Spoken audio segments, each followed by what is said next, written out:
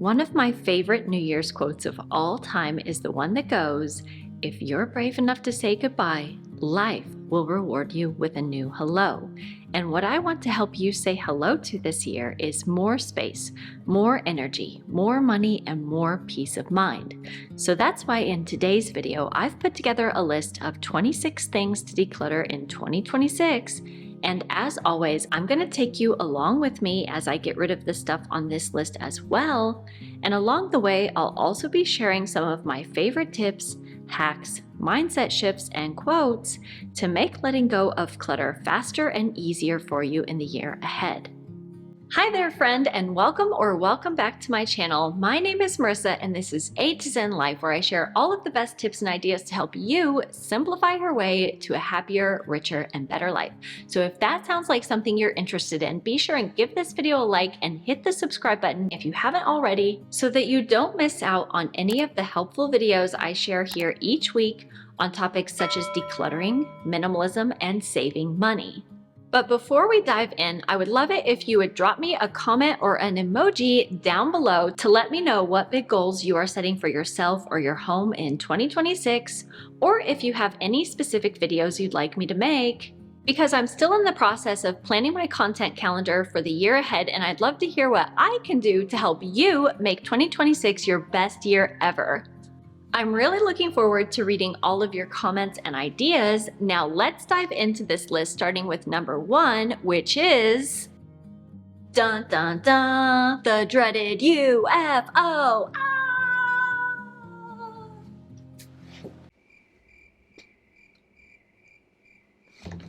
I feel like I could have done that a lot better. Oh well. Kicking our decluttering list off with a UFO has kind of become another fun tradition on this channel, and I've got a real doozy of a UFO for you this year. But just in case you're new around here, UFO stands for Unidentified Floating Object, and this is the word that I use to describe the broad category of those random, mysterious things that float around your home for weeks, months, or even years at a time because you don't know what they are or what to do with them. So allow me to present to you this year's UFO. What do you think it is? I'd love to hear if you have any idea what this is. I found this shoved behind the clothing organizers in my oldest son's closet the other day, and I had absolutely no idea what it was until I asked him. I will be really impressed if anyone knows what this is, so be sure to stick around until the end of the video to see if you had the correct answer. But anyway, since my kids are still home for the holidays and I just want to do a fast, easy decluttering session for right now, I'm just gonna take this one bin and I'm gonna drop everything inside of it. And then when I'm done decluttering, I'll go back and I'll separate everything into trash, donation, recycling, etc.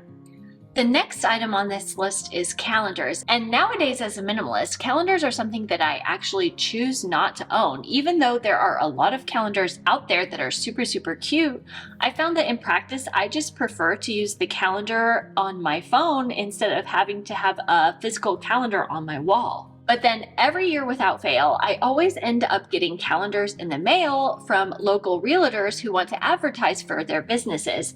And this one is kind of funny because the realtor who sent this calendar is actually on my poo list, because when we were looking for a house, somehow she always sold the houses that we would be most interested in before we were even able to see them. But personal grudges aside, calendars are something that I choose not to own as a minimalist, so I'm going to go ahead and declutter this 2026 calendar, and you can also declutter 2025's calendar as well if you have it still lying around. Speaking of calendars, another great thing to declutter that's in a similar category is your schedule and commitments for the year ahead. Especially if you're a chronic people pleaser like I used to be, this is one of the best things you can ever do to reclaim your time, energy, and peace of mind. Let this year be the year that you stop saying yes to commitments that you dread and activities that you don't have time for, in favor of having more time and energy to put towards the goals and activities that actually do matter to you. Remember, clutter comes in many forms, and it's not just about the piles of stuff on your floor, it's anything that's standing between you and the life you want to be living. And just like physical decluttering, once you clear the excess from your calendar, everything else in your home and life will start to feel lighter as well. And speaking of decluttering schedules, one thing I'm doing to reduce my mental load in 2026 is decluttering stress and decision fatigue from my meal planning routine, which is why I'm so excited to introduce Factor as the sponsor of today's video. One of my personal goals for this year is to get back in shape after a back injury last year completely threw me off my normal health and fitness routine. And if I'm being honest, spending the holidays scarfing down food at my in-laws' house didn't exactly help either. One thing about me is if I don't make intentional choices easier for myself, I fall off track fast, and that's where Factor has been such a game changer. Factor delivers fresh, never frozen, chef-crafted, and dietitian-approved meals straight to your door, fully cooked and ready to eat in just 2 minutes. No prep, no cleanup, and no standing in the kitchen trying to figure out what you're going to make when you've already got a dozen things on your plate to handle. And with 8 meal preferences to choose from, there's truly something for everyone. My personal favorite is the high protein option, which has been incredibly helpful as I ease back into workouts and focus on recovery and building my strength. But if high protein isn't your focus, Factor also offers keto, calorie smart, and low carb meals so you can choose what actually aligns with your goals without overthinking it or starting from scratch every single week. So if you're looking for an easy way to reduce your mental load and support your wellness goals in 2026, be sure to head to factor75.com or click the link below and use the code A2ZenFB50 to get 50% off your first Factor box plus free breakfast for 1 year. Again, that's code A2ZenFB50 at factor75.com to get 50% off plus free breakfast for 1 year. And thanks again to Factor for sponsoring today's video. Next up are old coupons and receipts. These little pieces of paper love to hide in purses, drawers, and glove compartments, quietly adding visual and mental clutter. And when it comes to decluttering paper clutter like this, my tip for you is to think like a casual fisherman. It's all about catch and release. Enter any receipts you've missed into your budget or expense tracker and then let them go, and only keep coupons you'll actually use, and make sure to double check the expiration dates. We had several coupons to get free drinks or to get free treats from McDonald's, but unfortunately they all expired on the 31st of December of last year, so these are no longer good, so we're going to get rid of these. Speaking of which, while you're going through your old coupons and receipts, now is also a great time to take a look at your budget and see if there are any unused apps, memberships, or subscriptions that you could cut.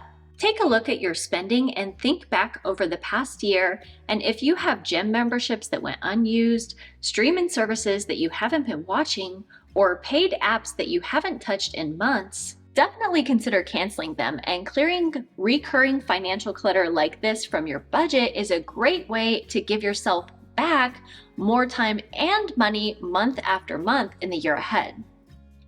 Now that we've sorted through that clutter category, the next thing I want to tackle is any empty pens or broken pencils that might be in this drawer down here. One thing I love about decluttering and minimalism is that it isn't just about simplifying the big stuff, but it's also great for reducing friction from our everyday lives and routines. Like when you're in a hurry and you need a pen fast, but then when you open your kitchen drawer, every single pen that you grab is empty, which is so frustrating. So do yourself a favor and grab a small piece of paper and let's go through all of your pens and get rid of the ones that are empty right now, along with any broken pencils. These are my favorite pens, but because I use them so much, they always are the ones that are running out. Luckily, I still have a few good ones left, and then when those run out, I'll have to replace them, but these are the empty ones for now that we have to get rid of. Next up on this list, we have old notebooks, planners, and journals. And I think that this is one of those things that can be kind of a fantasy self aspirational type of clutter for many people. So for example, right here, I have a planner that my youngest son got from school from his teacher, but he has never written in this thing once, and we're already halfway through the school year. So obviously this is something that's great in theory, but that he's never going to use. And so I'm gonna go ahead and declutter this.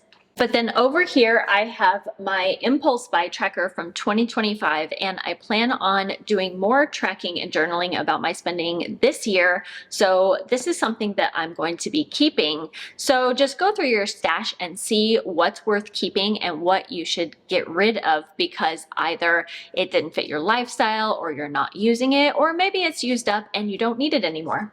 The next clutter category is something that I always dread going through, but I feel so good once I declutter it, and that's any expired or unwanted food in your refrigerator or pantry.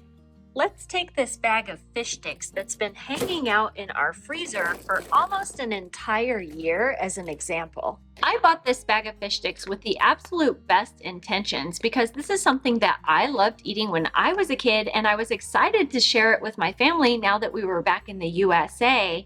And I also was looking for some easy meals that I could use when I needed to get things done. So I thought this was going to be a great solution. But then the reality is that no one else in my family enjoys fish sticks besides me. So looking at this, I realized that it actually must have been even more than a year ago that I got these because the date on it says best if used by May 29th, 2025. Food clutter like this creates stress and guilt every time you open the fridge or pantry. So check expiration dates, toss what's questionable, and get honest about what your family will and won't eat, like my frozen fish sticks. I used to feel so guilty about throwing food away until my therapist gently reminded me that my body and my home are not a landfill, and keeping food that you don't eat doesn't undo the waste, it just shifts the burden onto your space and your peace of mind. So go through your refrigerator and freezer, your spices and snacks, as well as your pantry, and remember that if you don't use or don't enjoy something, it's okay to let it go and take what lessons you can about what not to buy and how to better reduce food waste going forward. While we're in the kitchen, another thing you can declutter is water bottles. If, say, your water bottle collection has gotten a little bit out of control, or maybe you have some water bottles that don't seal as well as they used to and you find that they're leaking, which is actually the case with this water bottle that my oldest son got from one of the birthday parties that he went to. And we figured this out when we tried to take this in a backpack to a Halloween event that we were going to, only to open up the backpack and found that the liquid had leaked out all over the bottom. So my son already told me that I could go ahead and declutter this water bottle, but as you can see, I do keep a few extra water bottles in this cabinet behind me right here because I may be a minimalist, but I'm also a realist. And I know from experience that my kids tend to break or lose their water bottles quite often, especially my youngest son, Didi. So I like to keep a few extras here just in case. Just last year alone, I believe that Didi went through 3 water bottles between breaking them and losing them. Now that we've gone through my water bottles, the next thing I want to declutter is any broken cups, bowls, or plates. And this isn't just about having a matching or perfect set, it's also about safety and self-care. I learned this the hard way when I tried to make tea in a cracked glass teacup the other day, only to have it shatter and send glass shards all over my kitchen floor and countertops. From a practical standpoint, chipped or cracked dishes and cups are a hazard. But did you know in feng shui, cracked dishes symbolize broken energy, disruption, and scarcity, which is especially bad in the kitchen, which represents wealth, nourishment, and well-being. In feng shui, cracks are believed to leak energy and subtly signal that you're willing to settle for less than whole, which experts say may signal financial loss or health problems. And that's not the message we want to send to our homes or to ourselves. So if a dish is damaged, that means it's reached the end of its useful life, and letting it go creates space for safety, abundance, and self-care. Another thing I like to do whenever I'm decluttering my home is take a look around and see if I have any empty boxes that I've collected that I need to get rid of. I mean, I've said it before on this channel, I am a huge box hoarder, and last year I believe it was empty boxes in my entryway, and this year the boxes are left over from Chinese treats. When it comes to decluttering boxes, my rule is that if I can't think of an immediate use for the box when I start decluttering, then I need to get rid of that box. I can't think of any reason why I would need this box. I do like having extra tins For when I want to make, say, cookies or treats and leave them with the neighbor's house, I don't feel bad about sending my tins with them in case I don't get them back, as I would with my glass containers, for example. So these have a clear purpose and role in my house, and therefore I like to keep and use them, but other things like that paper item don't make sense. Speaking of containers, now is also a good time to go through your containers and see if you have any that are broken or that have the lids or the bottoms missing, and get rid of those. And if you have plastic containers that you're finding are missing the lids or the bottoms are really damaged or stained or cracked or whatever, I would definitely suggest replacing them with glass containers, because glass containers are so much more versatile, not only for meal prepping, but a lot of them can also be used in the oven. And this is something that I mentioned in a recent video about minimalist kitchen swaps, and I talked about my love for my glass containers. However, I do want to say that I made a mistake when I was making that video, because I said that all of my glass containers were from IKEA, and someone pointed out that actually only half of our containers are from IKEA, and the others are what's called Snapware, and I think my husband got them from Costco. But right now it looks like I don't have any of these containers to get rid of, so we can move on to the next area. Well, we're only halfway through this decluttering session and my hair is going flat, which I can't stand. So I'm gonna go put my hair in a ponytail, and I'm gonna put this over here because we're gonna come back to this area. But next thing we're gonna do is tackle the entryway once I've got my hair in a ponytail. Okay, so now here we are in my entryway, and we're going to go through this closet and see if there are any jackets or coats that I could get rid of from this area. So these jackets that you see here belong to my son Didi, and they actually go together. So this fits inside of this and it zips together. So you can either wear it by itself like this or like this, or you can put them together for a warmer jacket. But the problem is that a while back, the zipper broke off of this jacket, and so Didi wasn't able to wear it anymore, and this was his favorite part. So when the weather turned cool, we actually found the exact same jackets at Costco again, and so we bought Guga, big brother, a new one, and passed Guga's old one down to Didi. So now Didi has his favorite jackets back again, but since these are not repairable by me, I'm gonna go ahead and get rid of them. I'm not opposed to repair and mending projects, and in fact, I have a few planned for my own wardrobe items in the year ahead, but because he was already so close to outgrowing this item and I don't already have the skill set to repair it, I decided that this wasn't a project that I wanted to tackle, and so therefore I'm going to let it go. Now that we've gone through the jackets, I want to step back over here and pull out these and go through and see if there are any hats, scarves, or gloves that we need to get rid of.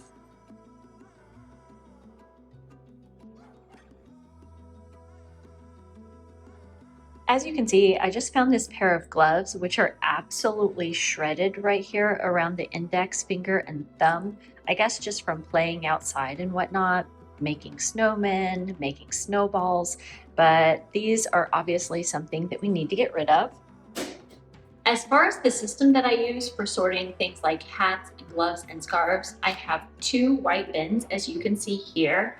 And I do things a little bit differently in the summer, but since it's winter, what I'm gonna do is I'm gonna put the hats in one basket. This is actually part of my coat that fell off and I just haven't strapped it back on again, but ooh la la, so fancy.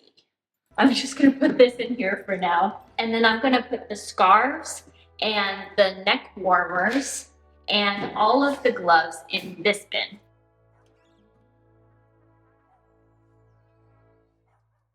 Next up, we're going to go through here and see if there are any unworn or worn out shoes that we need to get rid of.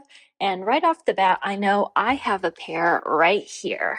I got these shoes several years ago while we were still living in Germany, and since then I can tell you that I've only worn them a handful of times. Like, I would say I haven't even worn them 5 times in total. And what I don't like about these shoes is the light colored canvas just gets so dirty so quickly, and I found it's just not practical for me who's outside playing with my kids and doing outdoor things a lot. Maybe I should have known this, but I hadn't owned canvas shoes for a long time, and particularly not light colored ones. But like I said, I think it's just not practical for me in my everyday life, and obviously I haven't been reaching for them, so I'm also going to go ahead and get rid of these. And I will also say that my usual tennis shoes that I use to run around and go to the gym and work out and whatnot also need to be replaced because they're getting pretty worn out, especially in the heel back here.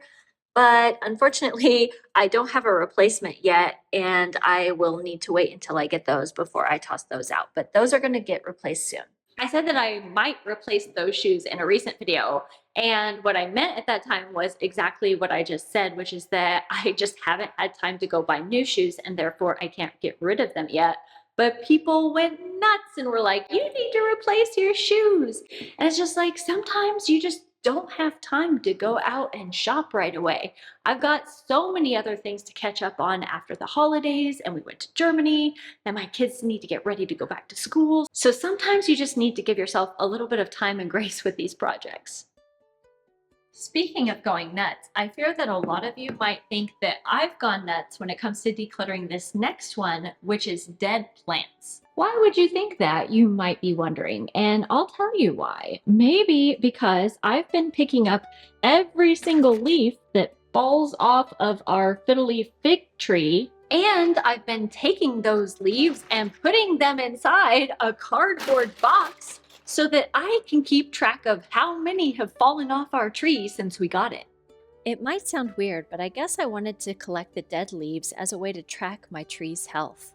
We'd been wanting a plant for the back corner of our dining room for a while, and my husband ended up getting this tree from Costco for $54.99 back in August. And I had actually heard that fiddly fig trees were hard to take care of, so I warned him not to get one in the past, but he just couldn't resist when he saw this really beautiful tree there.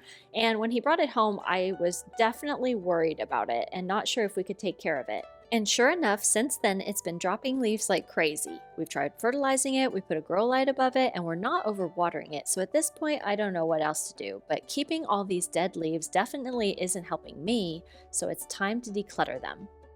At this point, I just need to stop hoarding these leaves and let go of them, along with my fear that this tree might die. I don't know, maybe this is just one of those plants that is really hard to care for. But to satisfy my curiosity, we're gonna go through and count all of these leaves so I can see exactly how many have fallen off since we got this tree, and then I'm gonna put them in the trash.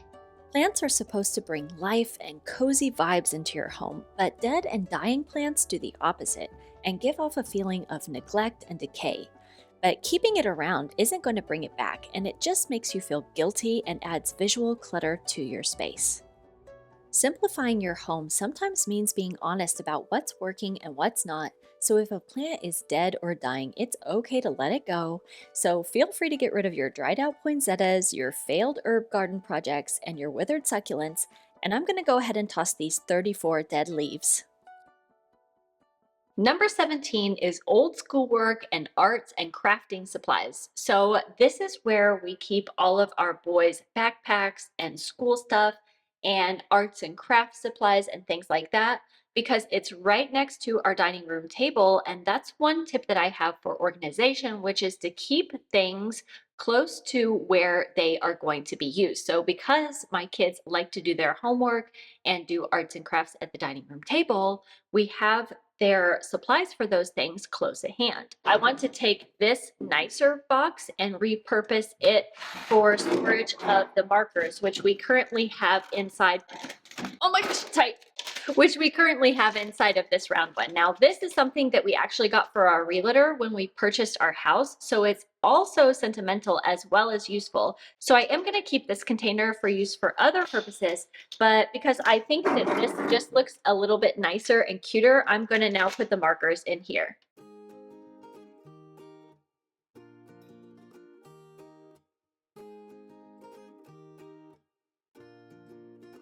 Now that that's done, I want to go through this area and see if there's any paperwork or crafting or art supplies that we can get rid of.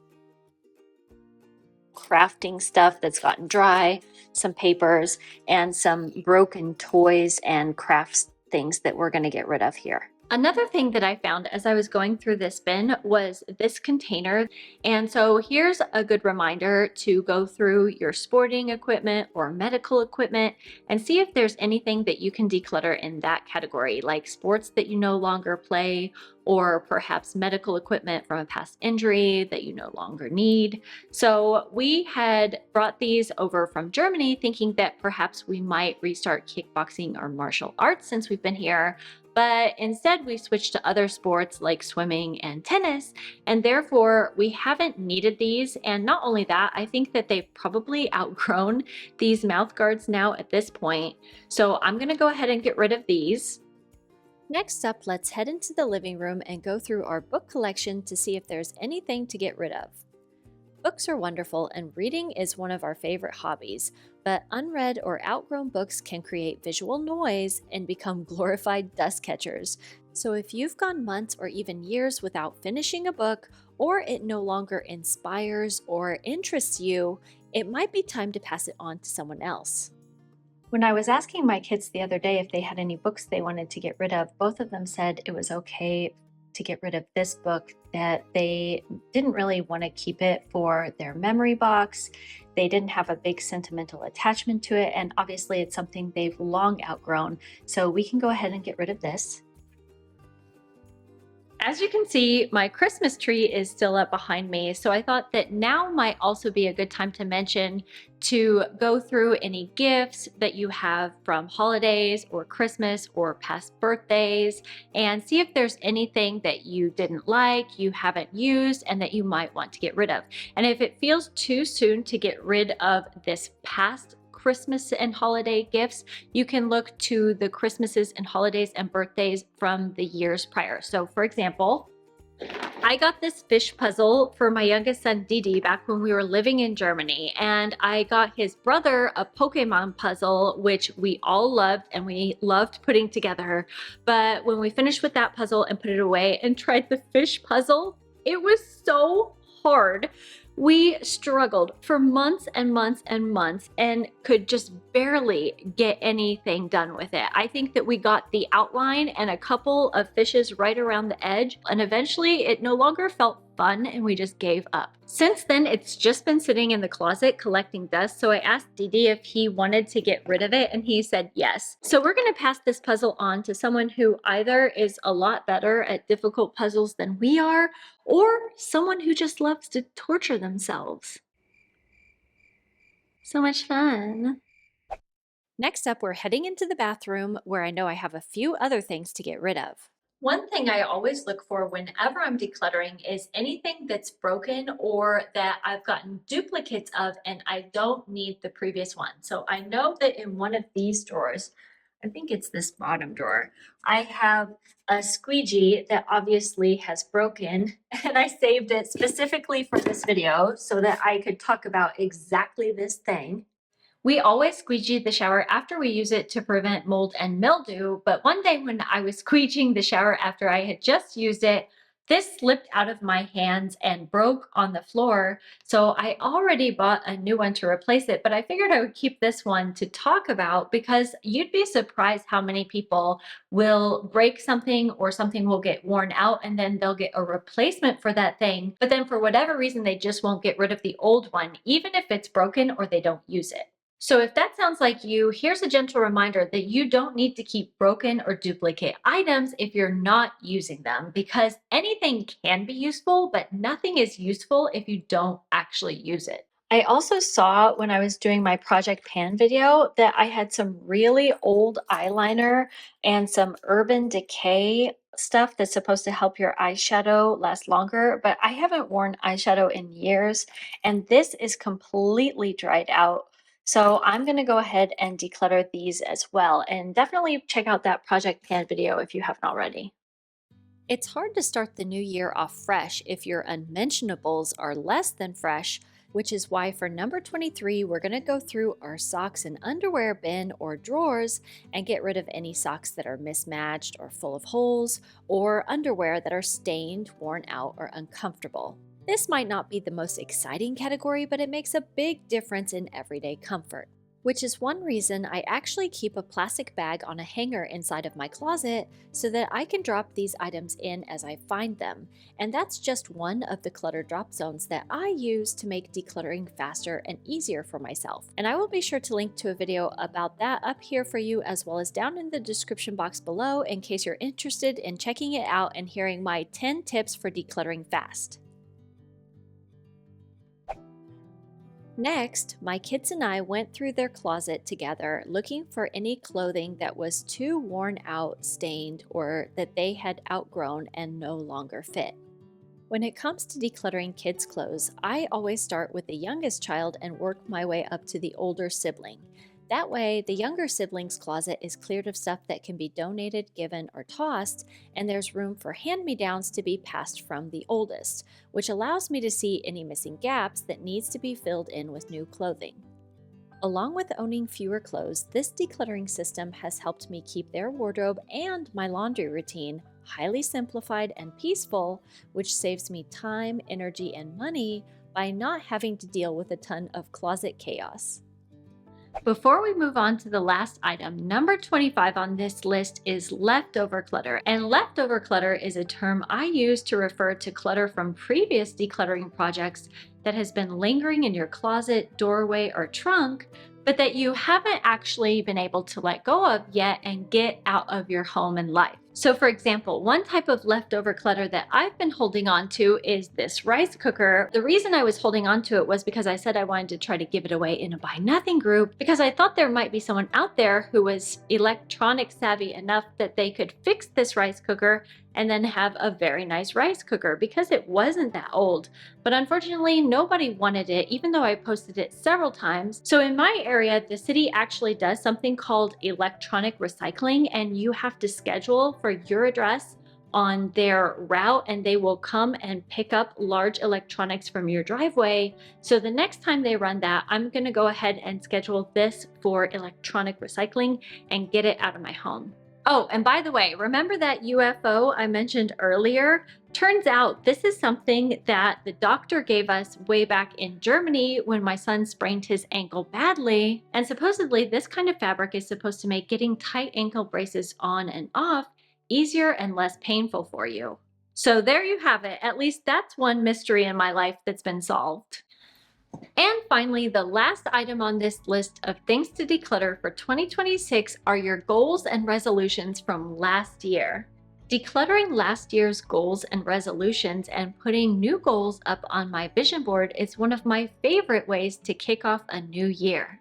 And it goes hand in hand with one of my other favorite end of year rituals, which is to sit down and reflect on what went well, what didn't, and all the life lessons I want to carry with me into the new year as I set those new goals and resolutions for myself.